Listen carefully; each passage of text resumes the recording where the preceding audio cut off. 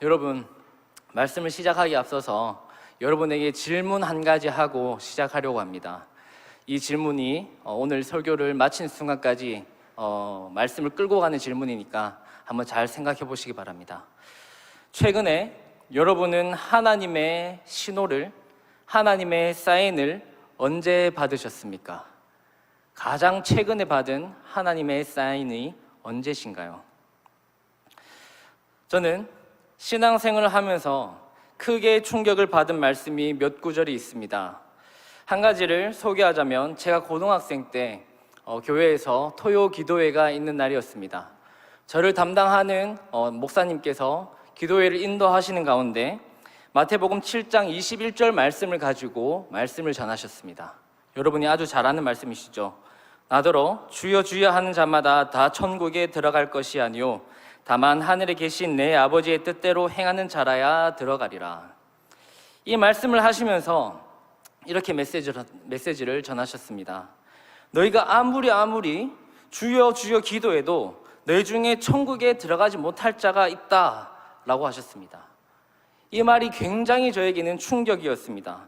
지금까지 나름 열심히 기도하고 신앙생활하면서 눈물을 흘리면서 주여 주여 외쳤던 적이 수도 없이 많았었는데 제가 천국에 못 들어갈 수 있는 사람일 수도 있다고 생각하니까 저를 너무나도 마음을 무겁게 했던 말씀이었죠. 이렇게 불안하게 하고 그렇게 저를 두려워하게 했던 말씀이 없었습니다.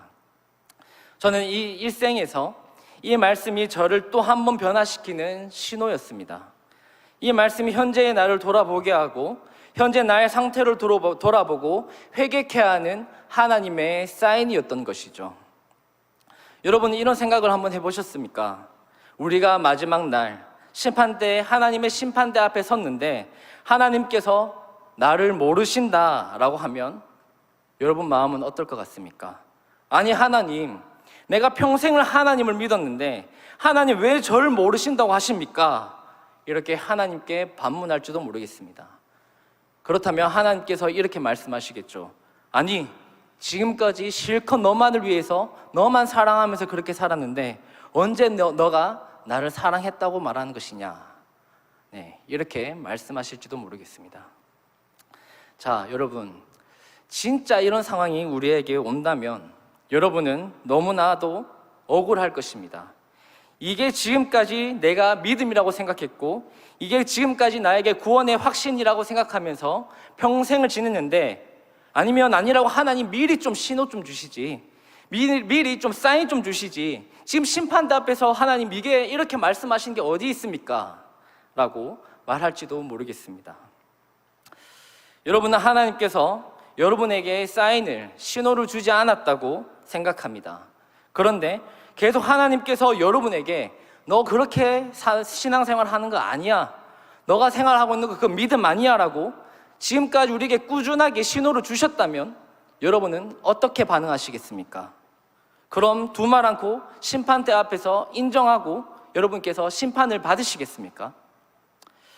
이런 억울할 일이 없으려면 우리가 하나님께서 주시는 사인이 도대체 무엇인가, 하나님께서 언제 우리에게 신호를 보내시는 건가, 이것을 우리가 알아차리는 것이 굉장히 중요합니다. 그래야 우리가 하나님께서 신호를 보내실 때에, 사인을 보내실 때에 우리가 알아차리고 반응할 수가 있겠죠.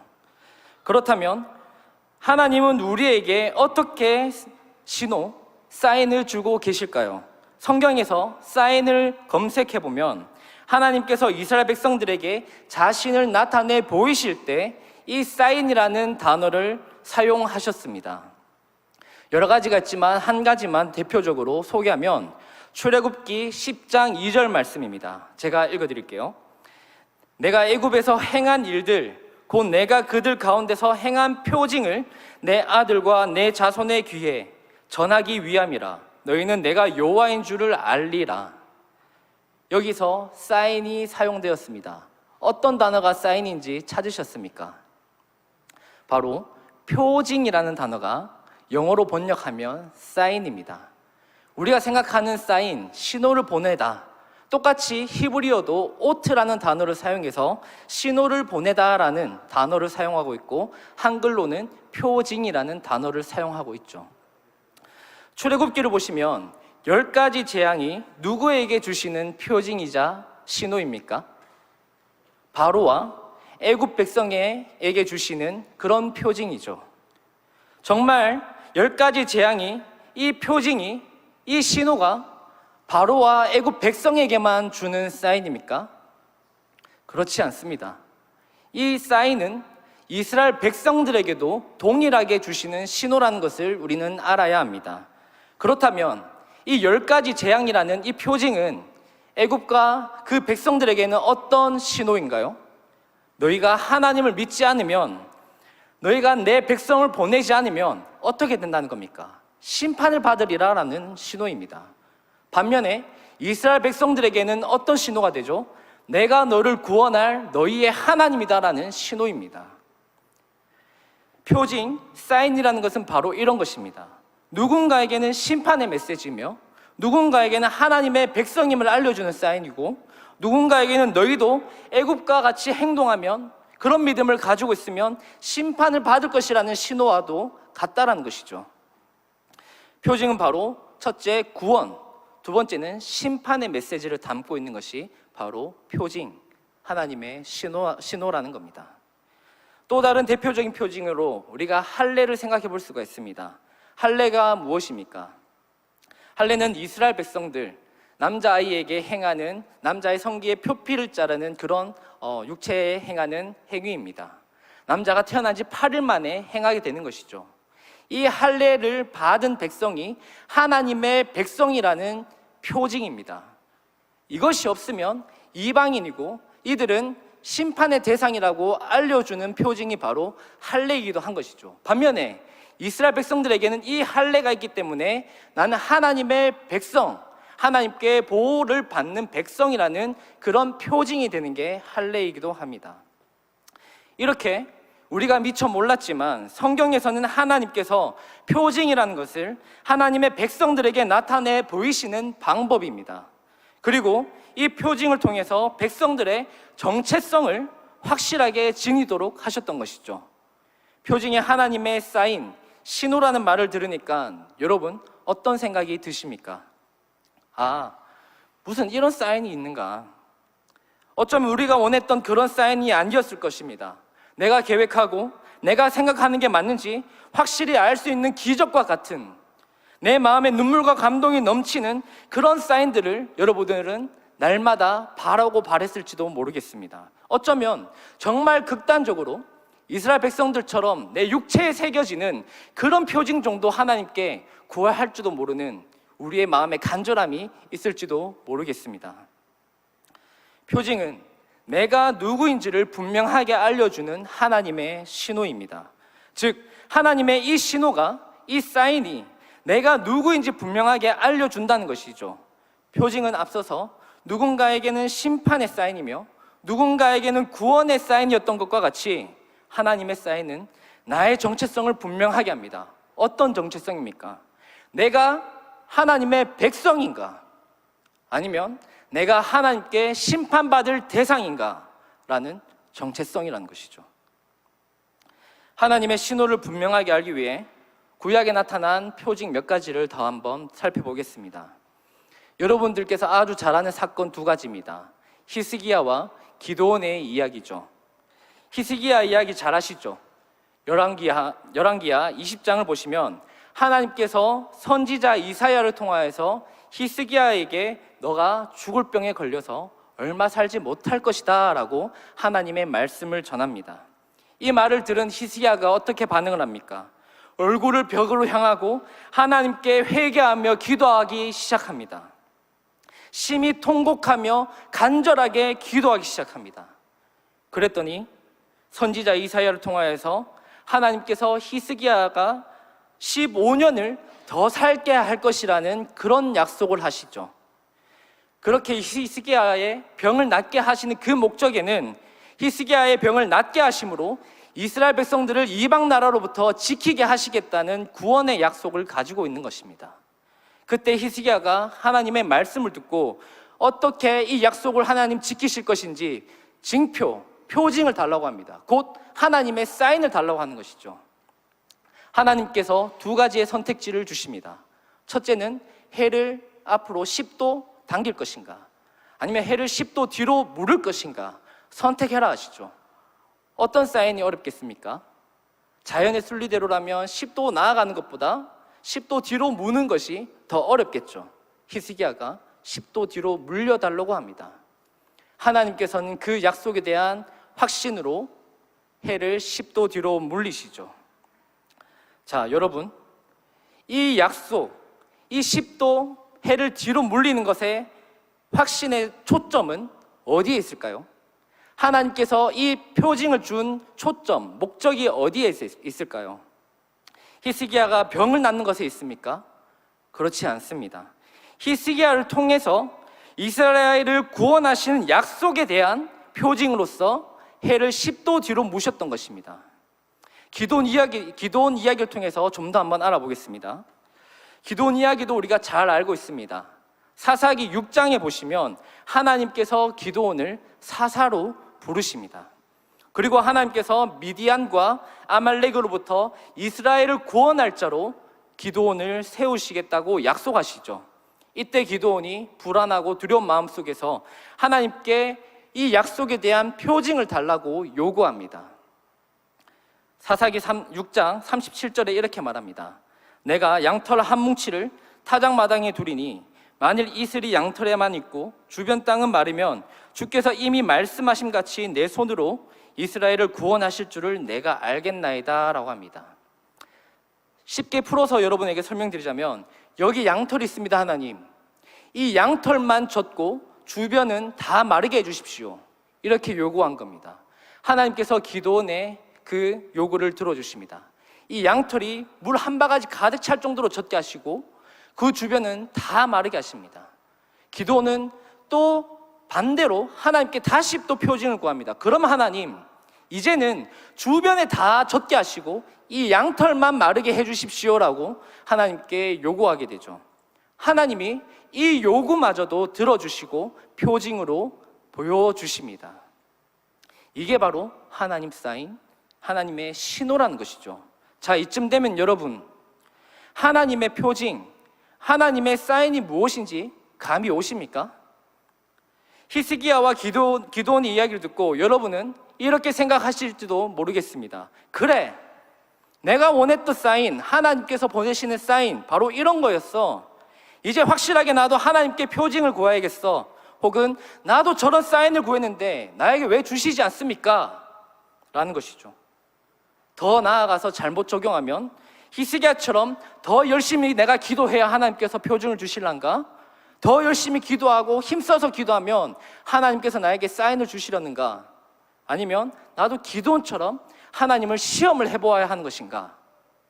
이렇게 잘못 적용할 수도 있습니다. 우리는 이 사건들을 통해서 우리가 더 간절히 하나님께 구하면 하나님께서 신호를 주실 거야, 이렇게 교훈을 삼으시면 잘못 적용하신 것입니다. 이것은 기복주의로 나가는 방향이고, 하나님의 은혜는 어디 간 데 없고 자신의 노력만 남게 되는 것이죠.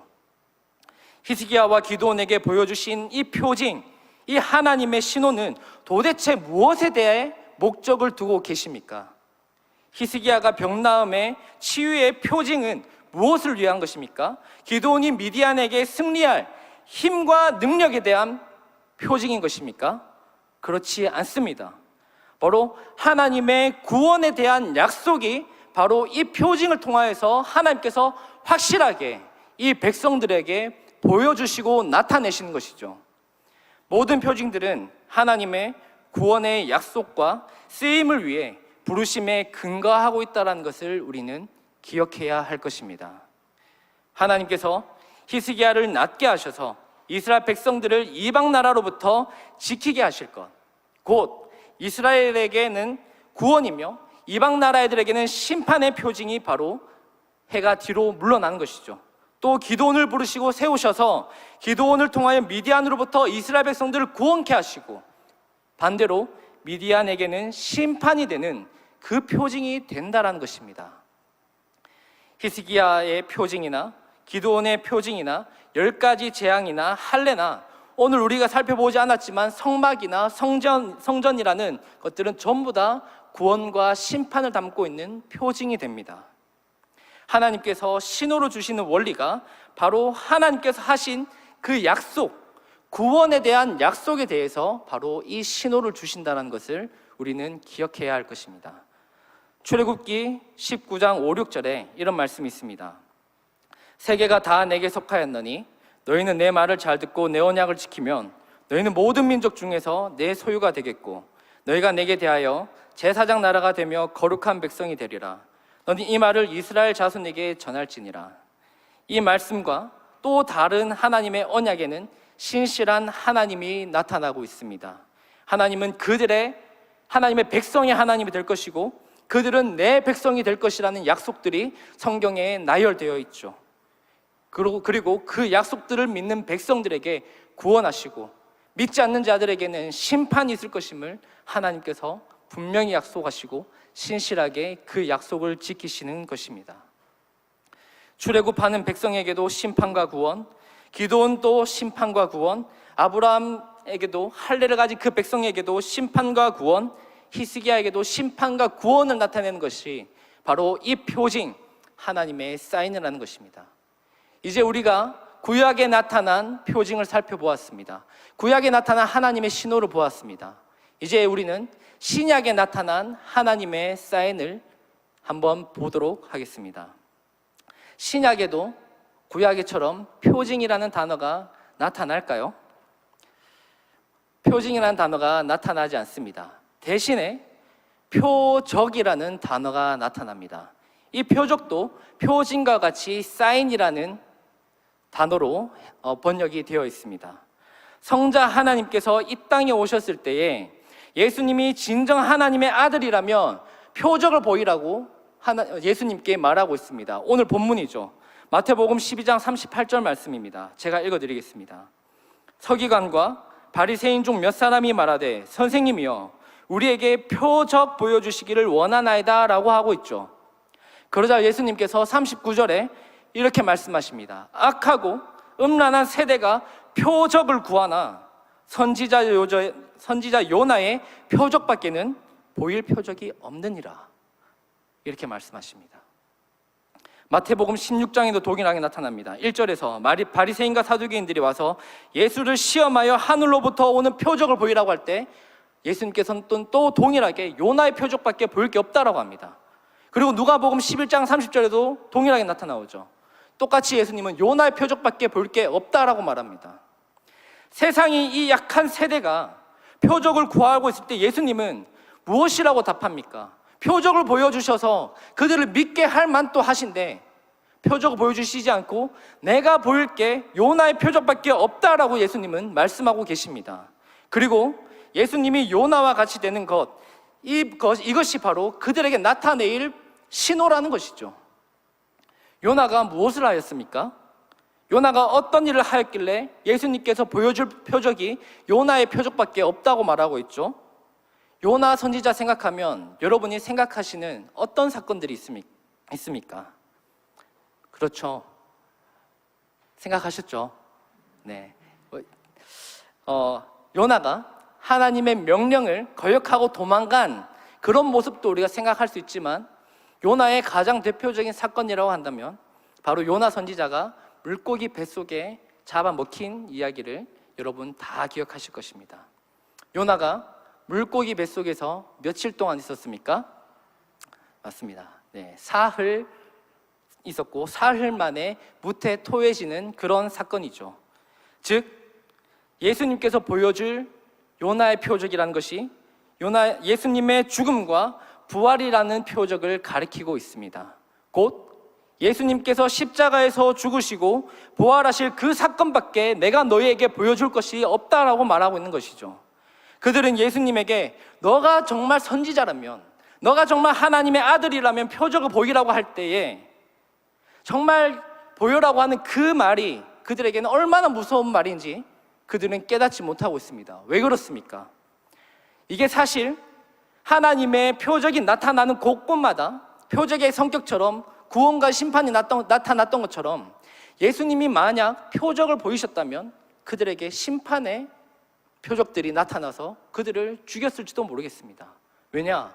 하나님의 영광에 나타났을 때에 어느 누구 하나도 자신들의 죄인임이 항상 드러났고 그들이 죽을 것 같이 하나님 앞에 엎드려졌던 것들을 우리는 성경에서 발견할 것입니다. 그런데 예수님께서는 그런 표적들을 보여주시지 않고 하시는 말씀이 내가 너희에게 보여줄 것은 요나의 표적밖에 없다. 즉 십자가 사건밖에 내가 너희에게 보여줄 것이 없다라고 지금 예수님께서 말씀하고 계시는 것이죠.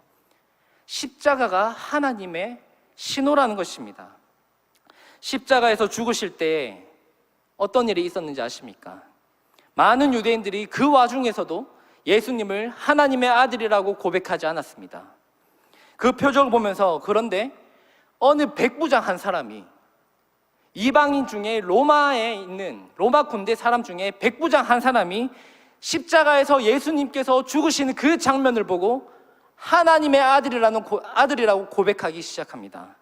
마가복음 15장 39절입니다. 예수를 향하여 섰던 백부장이 그렇게 숨지심을 보고 이르되 이 사람은 진실로 하나님의 아들이었도다 하더라.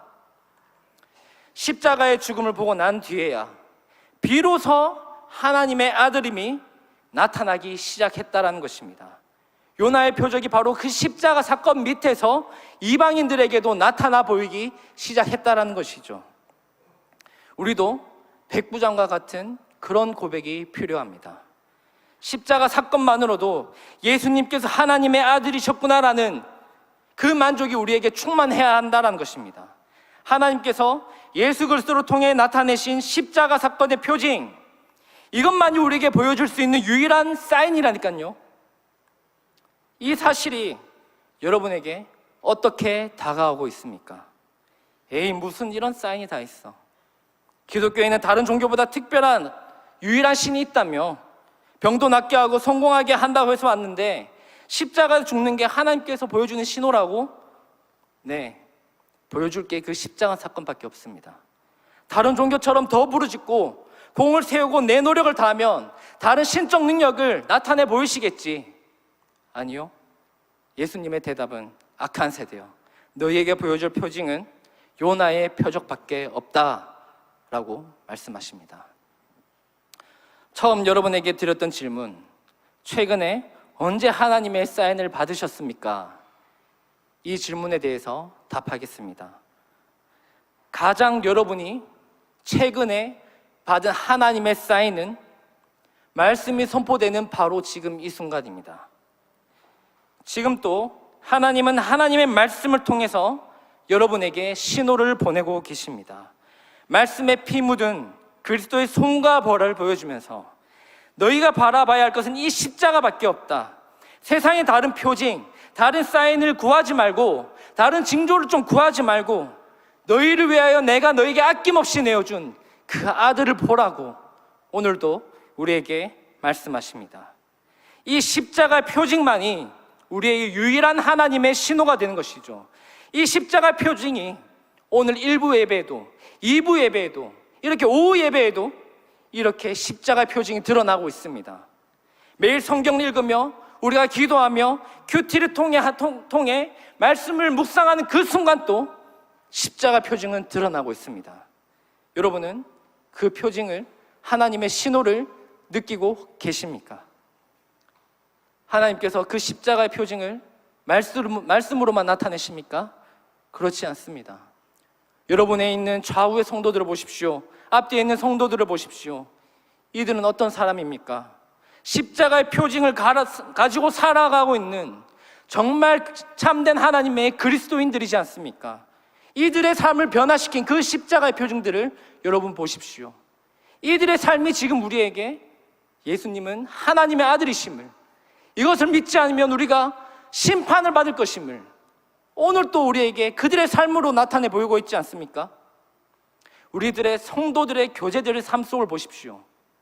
우리 성도들의 교제 속에는 날마다 십자가의 표징이 드러나야 하는데 우리의 교제 속에는 십자가의 표징이 드러나고 있습니까?